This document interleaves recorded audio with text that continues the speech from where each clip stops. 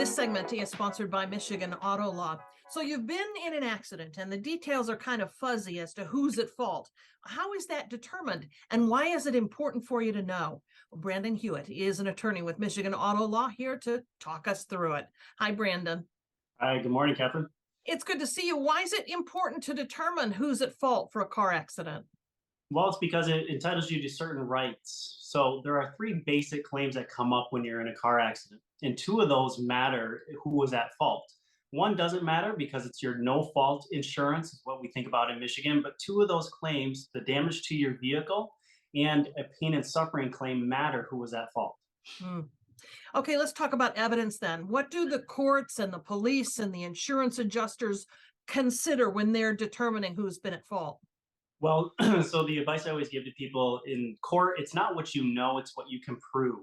And so it really comes down to evidence, and that's going to have a few factors. So number one, it's going to be the statements of the drivers, right? So who who thinks happened what, who did what, right? Yep. So each statement's going to matter, but they're also going to look at other evidence. Are there any independent witnesses that saw the crash? That really matters because those independent witnesses don't have a dog in the fight, right? They don't really care who's at fault. They're just going to tell the police or the court what they think happened. Yep. But then other objective evidence like video surveillance cameras. A lot of people now drive with dash cams. Some cars actually have cameras built in that you can put a USB drive into your car and you can actually record your driving while you're going around. So that's very helpful.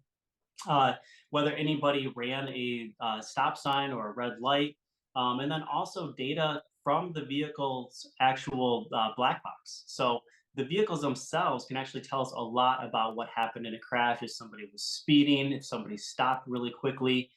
So kind of no matter what the drivers say, a lot of times you'll be able to pull that hard evidence from the actual vehicle. What are some of the legal reasons that someone might be determined to be at fault in a crash? Well, pretty simply, what I think of is if you can get a ticket for it, you're probably going to be at fault, right? So basically, what we consider prima facie, and that's a legal term to say assumed to be at fault if you violate a state or city traffic law. So you can get around it with some explanation if there's a valid reason as to why you violated that traffic law. But if you are found guilty of violating that state traffic law, you're going to be assumed prima facie that you were at fault. One of the most common things is rear-ending the vehicle. A lot of times, people might say, well, he pulled out in front of me or the car stopped really fast in front of me. You are responsible as a driver to keep a safe distance between you and another vehicle and also to travel at a speed at which you can stop in time no matter what happens in front of you. So if you rear end a vehicle, I'm sorry to say you are probably going to be assumed to be at fault, that prima facie at fault. Got it. Okay, let's talk about some of the driving behaviors that might result in a determination of fault in the case of a crash.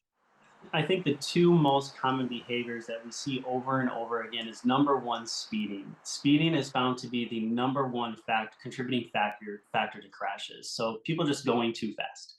And it's becoming a bigger problem ever since the pandemic. People are a little bit more aggressive in their driving behavior. So speeding, absolutely number one, is the biggest problem. Number two, and I think very close to number one, is distracted driving. Just a continuous problem, people not putting down their cell phones, being preoccupied with whatever's going on in their hand versus what's on the road. I think there's a true lack of appreciation for how dangerous driving a vehicle is. I mean, you are driving around a 2,000 to 5,000 pound piece of metal. Yeah, big responsibility. Yep, absolutely. Well, you have provided a whole list of driving behaviors that go beyond the speeding and the distracted driving. And we'll put that list up on our website. I think it's important for folks to see that. It'll be at 13onyourside.com. But also for more information, you could contact Michigan Auto Law at 833-411-MICH, that's MICH, or visit michiganautolaw.com. Brandon, thanks so much. Thank you as always.